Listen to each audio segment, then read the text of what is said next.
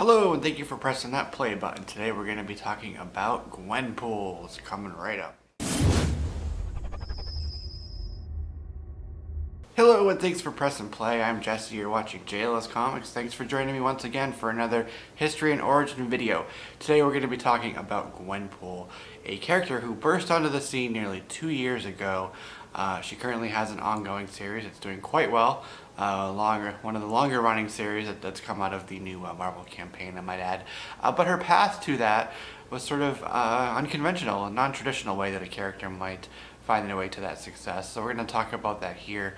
But first, before we do that, we need to talk about the roots of the character. Gwenpool is an amalgamation of Gwen, Stacy, and Deadpool. Gwen Stacy, she first came on in 1965 with Amazing Spider-Man 31, followed by her death a few years later with Amazing Spider-Man 121, and ever since then, back in 1973, even though she died, she's been wildly popular.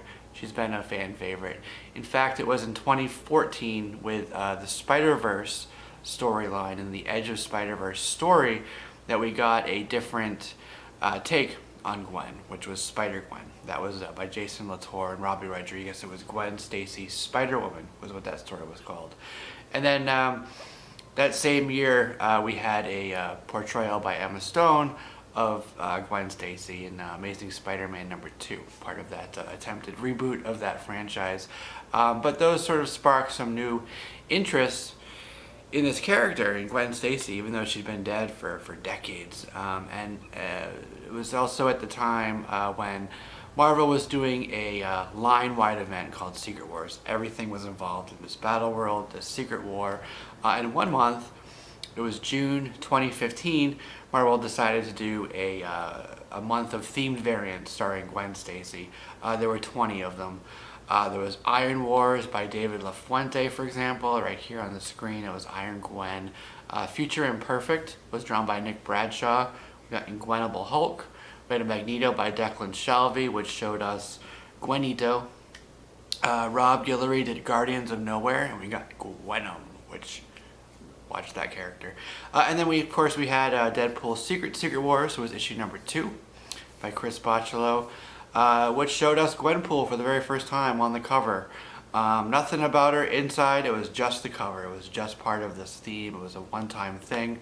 The print run on that issue was about 70,000, and this was, for the variant, it was a percentile variant, so we don't quite know what the print run is on it, like we may be able to estimate with like a 1 in 25, for example, or 1 in 50. Stores had to buy a certain percentage of a certain issue of Deadpool to be able to unlock the ability to buy this variant. So not all of the shops would have qualified for it, but it's estimated, the highest estimate that I've seen for this issue was right around 30,000 for the print run, so not too high, you know. There are some out there. So it was hugely successful. A lot of them sold. They were selling out as soon as they hit eBay. They were skyrocketed up to a $50 book very fast, and even over that. Super popular.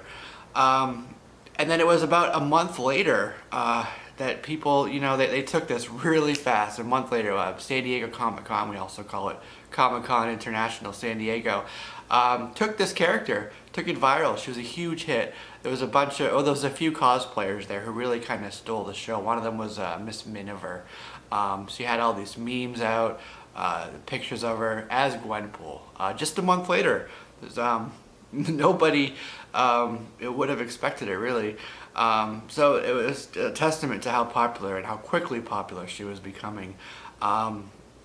So then we had editor Jordan White. He actually approached Christopher Hastings, who would go on to be writing the show, and he's like, hey, go check out online how popular this character is, and we don't even have a comic book for her yet. Check it out, and it's pretty spectacular, right? She was really supposed to just be that one shot for that series. So that led to them saying, okay, let's try something out with her. These people clearly like her, so let's do it, but let's not commit to a book. So what they did was they took her story, it was just a few pages, and broke it up into a story in the back of Howard the Duck. That was in November. So a couple months after that, Howard the Duck #1. And that was her first full appearance, it's considered. It was about a 62,000 print run on that. Pretty popular book for that. There was a Ron Lim variant as well, which was about 2,500 on that, I believe, was the estimate. So that story ran for 3 issues, and we're going to talk about that in a second. And then it was December of the next year, actually, because that ended in January. So later on we got a one-shot. It was a special, holiday special, that is, where she was at a Christmas party with the She-Hulk, with Hellcat, Miss Marvel, Howard the Duck was there, Hawkeye was there. Just a fun, one-shot story that they do typically around that time of year. So that led to, in April of 2016, an ongoing series.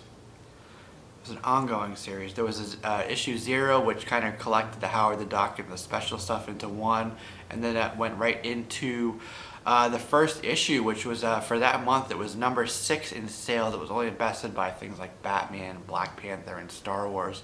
100,000 estimated were sold on that. Pretty spectacular. That ongoing, it's written by Christopher Hastings and Guri Hiro, which is a Japanese art team consisting of Chifuya Sasaki and Naoko Kawano. So those two make up the art team for the book. It's interesting that with her powers, we'll talk about that. Well, we can talk about it now.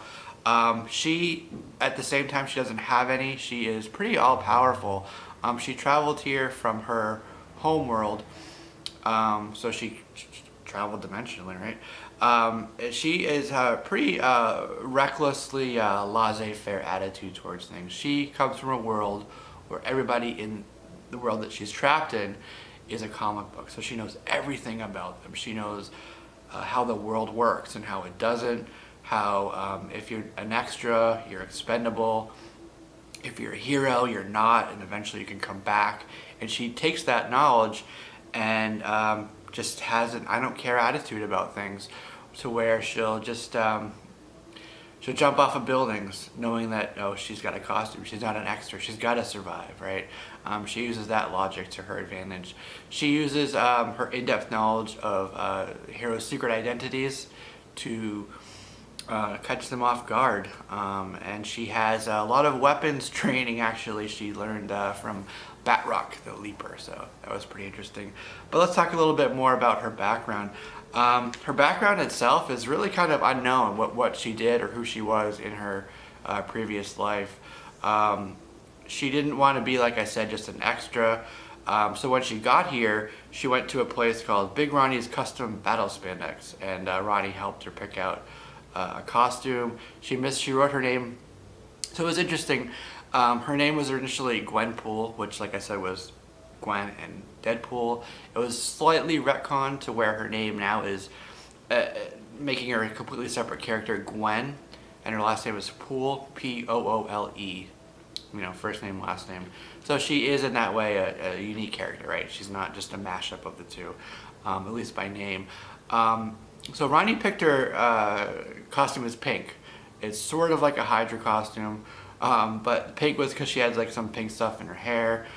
She didn't wear pants, but she did have big boots. So that was kind of a little bit of her backstory there. When we first meet her in Howard the Duck #1, first time she speaks, first time we get to learn anything about her, because before that it was just the cover. So Black Cat went to Howard the Duck for help because she was conducting business, and she said this pantsless ninja crashed in with a motorcycle and stole this box that she had. And she actually thought, like I said, it was a pink Hydra agent.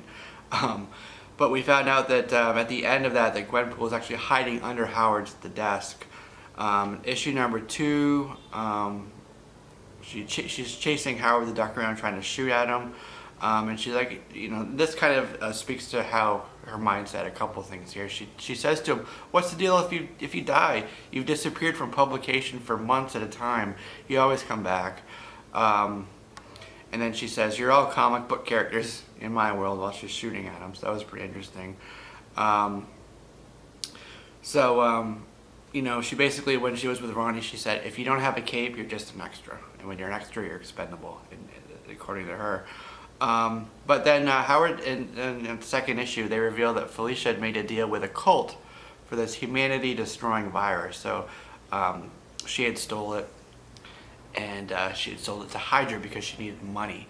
And then she's like, it's fine because the Avengers will just handle it. But it turned out that the Avengers were off-world at the time. They tried to call up the Avengers, and they got their voicemail. So this third issue was the third backstory there. She and Howard assault the Hydra stronghold. The Hydra agents are a little bit confused because their costumes are similar. She's got the open mask like they do. And they're like, is she one of ours? And the other one goes, no, the girls have to wear pants too. So it's kind of funny. She fights this lady. She thinks it's Madam Hydra. Turns out it's not. She finds the virus, takes it. She thinks it's mumps, so she drinks it. But then the lady who she was just fighting says like, no, it wasn't. This actually wasn't. We have the MMR virus vaccine here, and that's not what this is. So there's a serum for it. The lady that she was fighting gives her the serum to cure before everybody in the place is infected with the contagion. So then they give it back to Black Cat, who was holding it for the cult, and then the cult ends up buying it back from her. And it ends, and it's pretty interesting. It was a nice choice that they chose Howard the Duck for this, because he says, from one outcast to another, welcome to your new home. Because we all know Howard the Duck came from his world and crashed into ours. He's from a whole other place. And then we get to the, ongoing series where she became a mercenary. She was getting contracts from her tailor, Ronnie. At one point, she killed MODOK's best agent. So MODOK tracked her down. She had a hacker friend that was with her named Cecil. He got killed. And it was by MODOK, and that was to get her to join the organization. Her first mission was to kill a druid, and she was actually intercepted by Jane Foster, who was Thor. And she won, and I mentioned this before, by distracting her with her knowledge. She knew she was Jane. So using that comic book knowledge that she has to her advantage is one of her great powers. But then Badrock actually noticed during this whole thing that she didn't really have any fighting ability. So he actually trained her in weapons and hand-to-hand combat.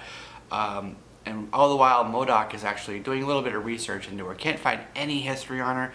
And she knows this. So what she did was she went to Doctor Strange, who kind of, with his conjuring ability, his magical power, pulled her ID from her other world into this world and made it, part of the reality there. And then that's when MODOK saw it, but also saw that she didn't have any skills really.